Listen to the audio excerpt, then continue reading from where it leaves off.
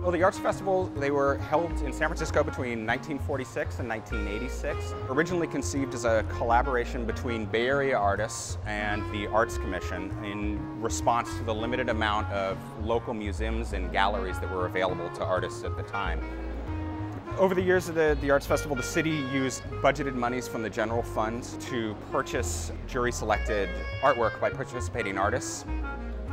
We had a number of what was determined to be very significant pieces by mid-century Bay Area jewelers, and we were looking for an exhibition venue for those.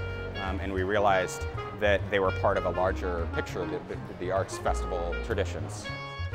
The art of the city, the history of the San Francisco Arts Festivals began as a collaboration with the San Francisco Airport Museums and the Arts Commission staff. The two agencies had never really collaborated on any kind of themed exhibition. So when the opportunity arose, we thought it would be a great chance to explore the overlapping histories of the Arts Festival and the regional artistic identities that it encouraged. The event really became a significant forum for the exchange of kind of aesthetic ideas and material practices, material techniques. Jewelers such as Peter Maccarini and Mary Rank, Margaret DePata, and influential potters such as Antonio Prieto. Much of what's being exhibited here at the airport has not been on public display for over 20 years. This is the first time they've been exhibited in their entirety.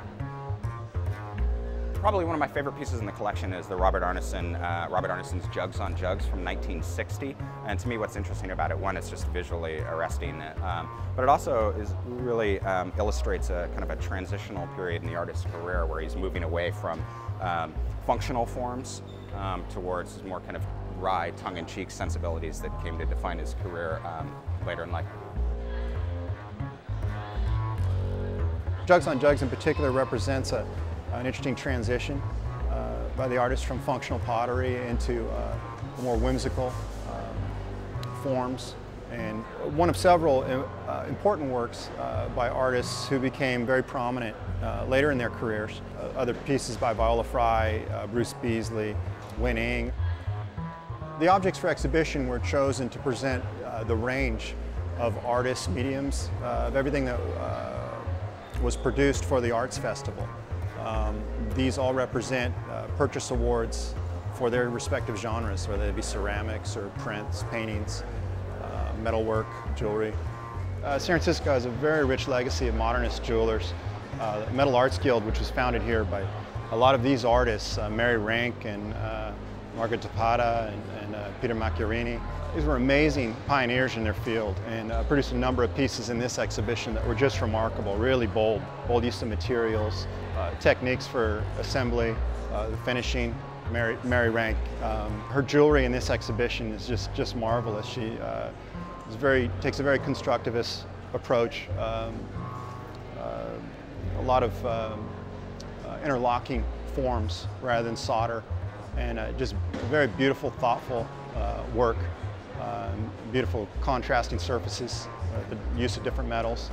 This is all very current. I mean, the arts, we're very fortunate to live in an area where the arts are so vibrant and supported, and that many of the artists who are still alive that are represented in this exhibition are still working. Their students are working, colleagues are working. So it is interesting that, and many of them are connected. These communities are very close knit.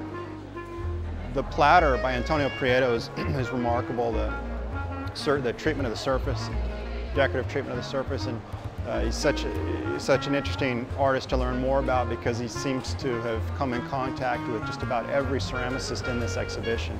Taught for I think more than 2 decades at Mills College, which is a real hub for ceramics. So this isn't the past. The festival may have been the past, but the art certainly continues, and the innovation. Charles Surendorf was one of the first organizers of the exhibition, the San Francisco Arts Festival, and worked with what was called a battleship linoleum and would freeze it so that he could use steel engraving tools instead of the traditional wood engraving tools to make his prints. His prints are very richly detailed, very expressionistic, just wonderful. It's just a pleasure to be able to learn about these subjects, give them the proper treatment, hopefully educate the traveling public and the airport community about a wide range of topics, everything from anthropology to pop culture to delving in fine arts here. It is a pleasure.